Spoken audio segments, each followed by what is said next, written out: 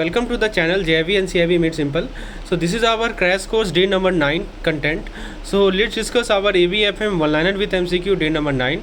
So friends, those who have already enrolled in our crash course, I want to give you a message that we have already covered module B of the AVM that is entirely theoretical. हमने अभी तक दोस्तों module भी cover कर लिया जो कि completely theoretical है. आपसे मैं रिक्वेस्ट करूंगा कि आपको जो मैंने 500 MCQ का सेट प्रोवाइड किया है आप प्लीज़ पहले उसे सॉल्व कर ले. खासकर जो पेड मेंबर हैं हमारे क्रैश कोर्स के उनसे मेरा निवेदन है कि एक बार आप जितना हमारा जो आठ वीडियोज़ मैंने बनाए हैं और प्रत्येक वीडियो लगभग 20 मिनट के हैं तो 1.5 घंटा आपको लगेगा. 1.5 घंटा में पूरा मॉड्यूल ही आप रिवाइज कर पाएंगे MCQs के साथ. और एक बार आपको सेपरेटली आप 1 घंटा बस बैठ जाइए और वो जो आपको 500 MCQ का सेट दिया गया है उसको सॉल्व कर लीजिए. तब जाके आप इस मॉड्यूल आज हम लोग मॉड्यूल सी को शुरुआत करने वाले हैं. ठीक है, चलिए आगे बढ़ते हैं दोस्तों. मॉड्यूल सी में सबसे पहला पॉइंट को समझते हैं. तो सबसे पहले डिस्कस करते हैं कि क्रेडिट मैनेजमेंट का ओवरव्यू क्या है और principle of lending in banking. This is the topic name. So the first is core principle of lending. पहला चीज़ है सेफ्टी ऑफ फंड. तो दोस्तों इमेजिन कीजिए कि आपका एक बैंक में सेविंग अकाउंट है. आप बैंक को ट्रस्ट करते हैं कि वो आपका पैसा सेफ रखेगा. तो बैंक का मेन जॉब है कि वो इंश्योर करना कि मनी सिक्योर हो और ये वेस्ट ना हो या लॉस ना हो. तो उनको केयरफुल रहना है और वाइज रहना है कि कैसे पैसा को यूज करें और जो दूसरे ने डिपॉजिट किया, जो आपने या दूसरे ने डिपॉजिट किया है, इसे कहते हैं सेफ्टी ऑफ फंड. लिक्विडिटी का मतलब कि एक ऐसा बैंक को के बारे में सोचिए. बैंक को सोचिए एक वेंडिंग मशीन है आपके पैसा का. तो जब आपको पैसा चाहिए तो बैंक आपको वापस क्विकली दे देगी.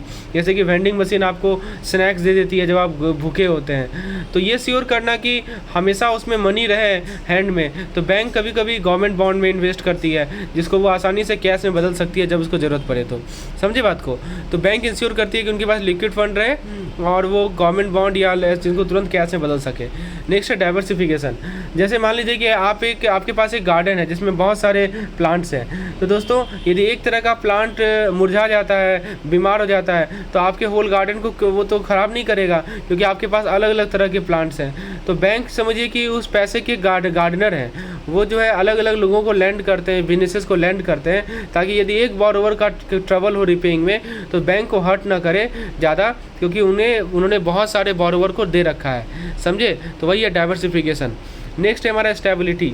जैसे आप जो है पैसे को पिगी बैंक में रखते हैं घर में ताकि ये श्योर रख सके कि ये सेफ़ हो और ये इसका वैल्यू कम ना हो. तो इस तरह बैंक क्या करती है, अपने पैसे को सेफ रखती है. वो कैसे करती है, वो गवर्नमेंट बॉन्ड में इन्वेस्ट करती है जो कि बहुत बड़ा पिगी बैंक है, सेफ पिगी बैंक है बैंकों के लिए. तो इस तरह से चाहे मान लीजिए कि फाइनेंशियल वर्ल्ड में चीज़ें कठिन भी क्यों ना हो जाए, बैंक के पास कुछ स्टेबल चीज़ होता है जिस पर वो रिलाई कर सकती है. तो बैंक का इन्वेस्ट करती है गवर्नमेंट बॉन्ड में. नेक्स्ट है प्रॉफिटेबिलिटी. दोस्तों बैंक एक बिज़नेस है और उन्हें जो है पैसा चाहिए ताकि वो बिज़नेस में स्टे कर सके और आपको सर्विस प्रोवाइड कर सके. वो कैसे करती है, वो मनी लैंड करती है और उस पर वो इंटरेस्ट चार्ज करती है. जैसे कि कोई स्टोर है वो ज़्यादा से ज़्यादा प्रोडक्ट बेचना चाहती है ताकि प्रॉफिट कमाए. तो वैसे ही बैंक जो है ज़्यादा से ज़्यादा लोगों को लैंड करना चाहती है और ताकि पैसा कमाए. वो जो है स्मार्ट रहती है कि कैसे वो इन्वेस्ट करे और ये श्योर करती है कि वो ज़्यादा रिस्क ना ले. तो इस तरह से बैंक प्रॉफिट कमाती है जबकि आपके पैसे को सेफ भी रखती है. तो ये 5 लैंडिंग का आपको मैंने समझाया कि core principle safety of fund, liquidity, diversification, stability और प्रॉफिटेबिलिटी. तो मैंने आपको सिंपल उदाहरण लेके एक चीज़ को क्लियर किया है. तो यही हमारी वन लाइनर ये जो क्रैश कोर्स का खासियत है. मैं आपको हर एक पॉइंट को एग्जांपल लेके समझाता हूँ ताकि आपको कोई एफर्ट नहीं डालना पड़े. आप बस चीज़ों को सुनते रहें और आपके दिमाग में चीज़ें बैठते रहें. फिर से रिकॉल कर लीजिए. प्रॉफिटेबिलिटी, स्टेबिलिटी, डाइवर्सिफिकेशन, लिक्विडिटी और सेफ्टी ऑफ फंड. यदि पूछा कि which of the following is not one of the cardinal principle of lending, तो जवाब दे दीजिएगा कोर प्रिंसिपल लैंडिंग कौन सा नहीं है. पहला सवाल, what is the primary duty of banker when it's come to lending? Maximising profit, protecting. Yes, primary duty क्या है कि डिपोजिटर के पैसे को प्रोटेक्ट करना. नेक्स्ट है कि कैसे बैंक लिक्विडिटी इंश्योर करती है प्रिंसिपल ऑफ लैंडिंग के अनुसार. By investing in government bond, by holding a large cash reserve, by lending to high risk borrower, by limiting the number of deposit. Option number A is correct. Government bond में invest करके bank जो है liquidity को ensure करती है according to the principle of lending. Diversification important क्यों है lending में, ताकि सोलली हाई रिस्क बोरोवर पे फोकस कर सकें, प्रॉफिटेबिलिटी मैक्सिमाइज करें, रिस्क को मिटिगेट करें अलग अलग बोरोवर में, और लास्ट कराएं गवर्नमेंट रेगुलेशन को मिनिमाइज करें. ऑप्शन सी सही है. देखिए रिस्क को मिटिगेट करना है ना, तो इसलिए हमें क्या करना है, डाइवर्सिफाई करना बहुत ज़रूरी है. नेक्स्ट है कि बैंक कैसे स्टेबिलिटी अचीव करती है फाइनेंशियल क्राइसिस के समय में. इंटरेस्ट रेट बढ़ा देती है, गवर्नमेंट बॉन्ड डिवेंचर में इन्वेस्ट कर देती है, लिक्विडिटी घटा देती है, या हाई रिस्क बोरोवर को लैंडिंग एक्सपेंड कर देती है. तो ऑप्शन नंबर बी करेक्ट है. तो मैंने आपको बताया था है जब भी फाइनेंशियल क्राइसिस आता है तो बैंक क्या करती है कि वो अपना पैसा जो है गवर्नमेंट बॉन्ड और डिबेंचर में इन्वेस्ट करती है। नेक्स्ट कंसेप्ट को देखते हैं। कॉम्पिटिटिव इन्वायरमेंट में बैंक का फोकस कहाँ होता है? Maximising depository rate, maximising market share, increasing market share, profitability and diversifying their portfolio. Option D is reducing lending to borrow. Option C is the correct answer, increasing market share, profitability and diversifying their portfolio. Friends, यदि आप इस तरह के content चाहते हैं, जैसे कि मैंने आपको एक एक चीज़ वन लाइनर को एक एक चीज़ एग्जाम्पल के माध्यम से समझाया, उसमें मैंने आपको MCQs करवा दिया, तो यदि आप इसको PDF चाहते हैं, वीडियोज़ चाहते हैं, 2000+ MCQs का कलेक्शन चाहते हैं क्वेश्चन बैंक के फॉर्म में, डेली क्विजेज चाहिए, मॉक टेस्ट चाहिए, हमारा CIB क्रैश कोर्स आपके लिए बहुत इफेक्टिव है। इसमें सारे वो कंटेंट है जो कि आपके एग्जामिनेशन पॉइंट ऑफ व्यू से इंपॉर्टेंट है। तो do enrol in this particular course, what you need to do, you just have to install our app link is provided in the description section. अब जरा बात करें टाइप ऑफ बोरोवर की। Let's talk about type of borrower. तो दोस्तों, सबसे पहला आता है the right borrower and the right borrower and safe productive use of money. तो बैंक ये श्योर करती है कि वो पैसा लैंड करे वैसे लोगों को या बिजनेस को जो कि उसको एक तरीके से यूज करेगी जो कि सेफ हो और ट्रेड के लिए, इंडस्ट्री के लिए, फार्मिंग के लिए हेल्पफुल हो। वो श्योर करती है कि बोरोवर पैसा गुड यूज में रखे और उसे वापस पे कर पाए। ठीक है। फिर दोस्तों, आइडेंटिफिकेशन ऑफ बोरोवर की बात करें, ये फिगर आउट करना कि कोई अच्छा बोरोवर है या नहीं, तो बैंक अलग अलग तरीका यूज करती है ताकि कैरेक्टर को समझ सके कि किस तरह का पर्सन है, ऑनेस्टी है या नहीं है, बिजनेस स्किल कैसा है। वो देखती है कि लोग कैसे बिहेव कर रहे हैं, मार्केट में लोगों से पूछती है और चेक करती है कि यदि बोरोवर का कोई डीलिंग है दूसरे बैंक के साथ, इससे पहले बैंक केवल लोगों को जज नहीं करे कैसे लुक कर रही है वो, ये इंपॉर्टेंट है कि वो कंटिन्यूसली देखे कि बोरोवर ऑनेस्ट है, डिपेंडेबल है या नहीं है। नेक्स्ट है कॉम्प्लाइंस। कॉम्प्लाइंस क्या है दोस्तों? तो बैंक कुछ रूल्स फॉलो करती है, चेक फॉलो करती है ताकि ये श्योर करे कि वो राइट कस्टमर के साथ डील कर रही है। तो ये रूल जो है मनी लॉन्ड्रिंग को प्रिवेंट करेगा। मनी लॉन्ड्रिंग क्या होता है? जब लोग बैंक को यूज़ करते हैं इलीगल पैसा को हाइड करने के लिए या मूव करने के लिए, बैंक श्योर करती है कि वो उन्हें पता है कि कौन उनके कस्टमर हैं और कैसे वो मनी को लीगली यूज़ कर रहे हैं। नेक्स्ट है purpose oriented landing.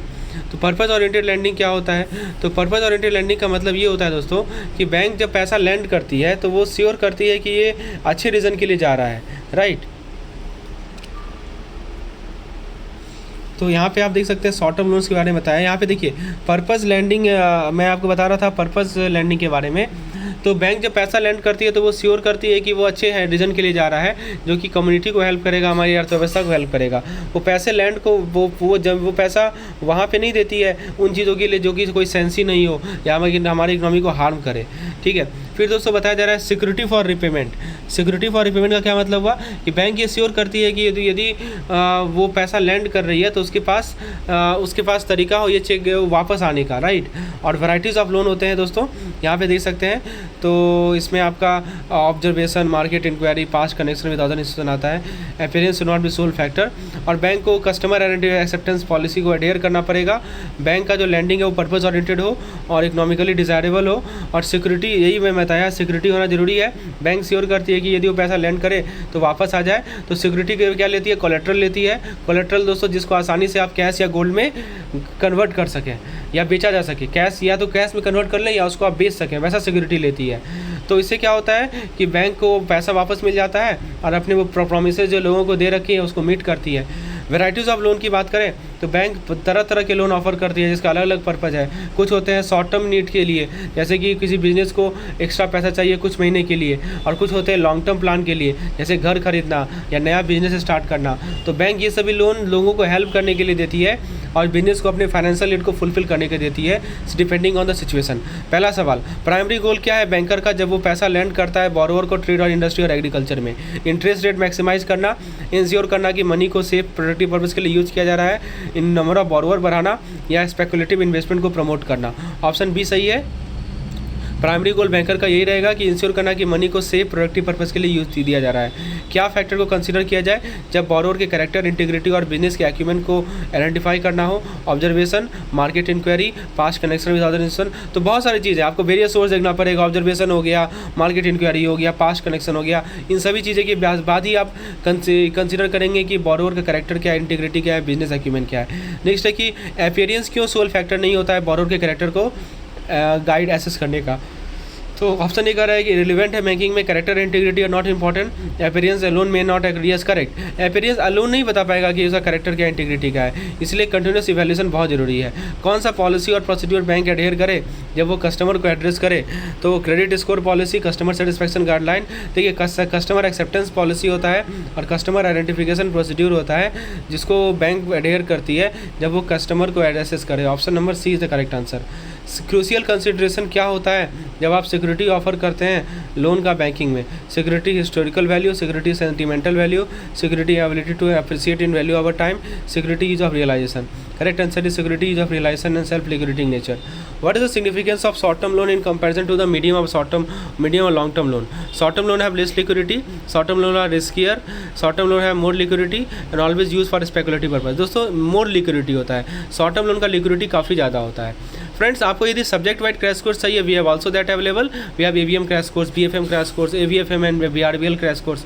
So if you want crash course for individual subject, that is also available. What you need to do, you just have to install our app and log in, and additionally we are also offering 40% discount. If you need more discount, you can just WhatsApp me on this particular number. So that's all for the free content. Rest content is provided to the paid member. If you want to get the rest content, please WhatsApp me on this number. Thank you.